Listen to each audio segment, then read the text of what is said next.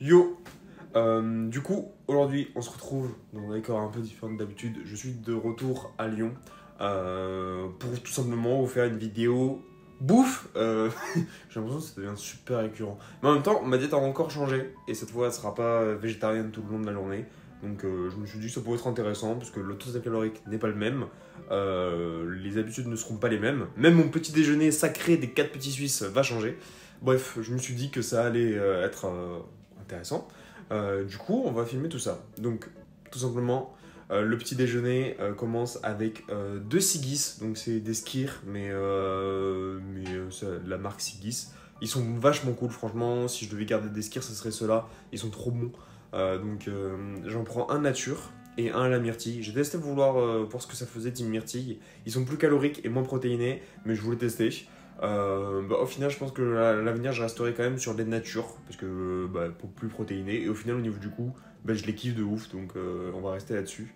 Mais du coup, ça me fait un repas riche en protéines, donc parfait pour atteindre mon seuil de leucine pour la prise de muscle, et également un produit riche en calcium, donc excellent parce qu'on n'a jamais assez de calcium dans l'alimentation par rapport au ratio calcium-phosphore. Bref, je ne m'attarde pas là-dessus, voilà, c'est vachement intéressant, je mangeais ça, et puis après j'irai à la salle. Séance sûrement que d'ailleurs je vais vous filmer sur la chaîne.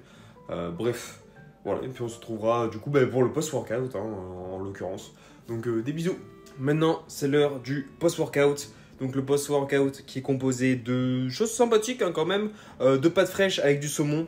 Donc histoire d'avoir la source de glucides et la source de protéines, tout simplement pour refaire les stocks de glycogène dans les muscles, avoir de l'énergie tout simplement, et reconstruire ce qu'il faut reconstruire avec les protéines. Et les lipides bien évidemment qui sont dans le saumon.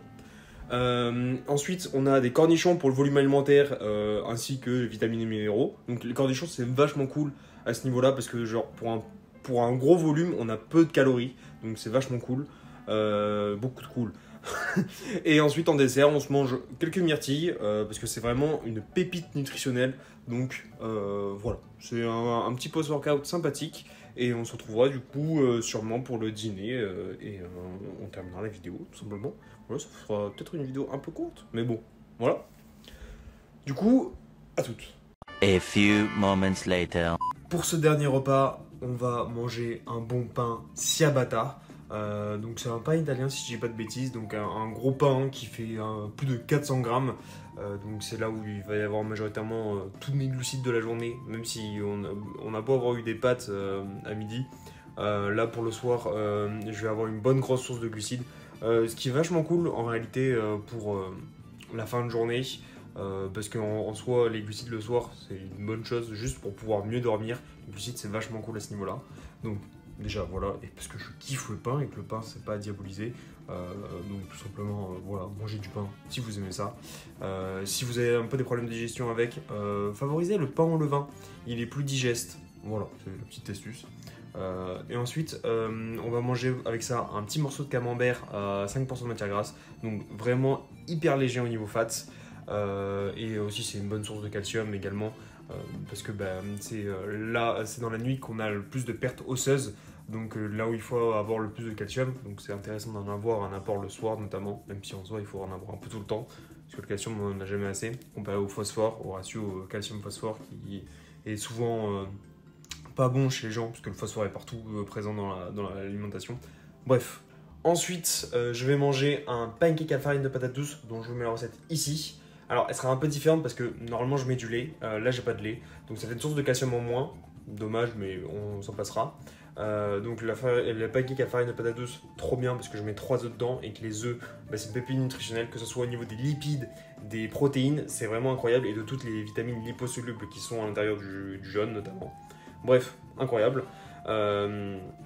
Et avec ça, je rajoute du chocolat noir 85% pour son apport en magnésium, mais également son apport en lipides, parce que j'ai un total lipidique aujourd'hui qui est assez faible.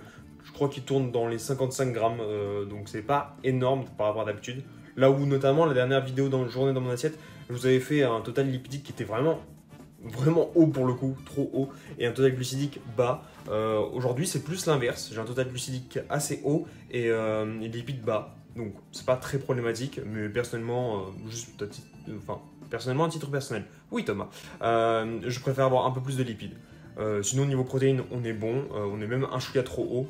Un chouïa, donc ça va. Et du coup, niveau calories, on est à 2800, donc on est bon sur ça. Bref, j'ai assez blablaté. J'ai essayé un peu plus d'expliquer le pourquoi je consommais ça sur ce dernier repas. J'espère que ça vous intéresse, que j'explique un peu le pourquoi du comment je consomme ça. Et sur ce, je vous souhaite une bonne soirée, une bonne journée, que sais-je. Et on se retrouve pour une prochaine vidéo. Ciao!